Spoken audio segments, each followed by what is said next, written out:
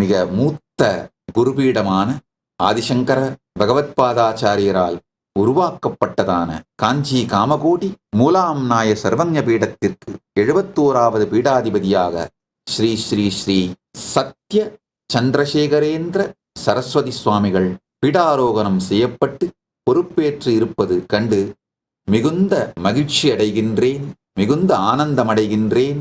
70வது பீடாதிபதியாக இருக்கின்ற என்னிலும் மூத்தவரான தவத்திரு ஸ்ரீ ஸ்ரீ ஸ்ரீ சங்கர விஜயேந்திர சரஸ்வதி சுவாமி அவர்களை மரியாதையுடன் வணங்குகின்றேன்.